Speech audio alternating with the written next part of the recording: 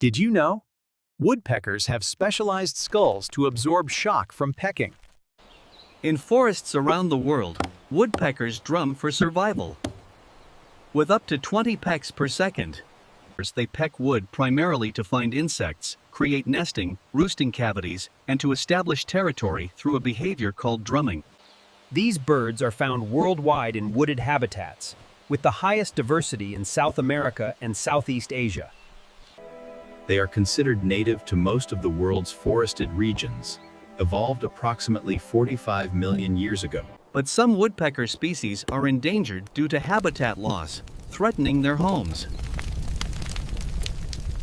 Conservation efforts, like protecting forests, can help these drummers thrive and their habitats tend for a future of drumming forests.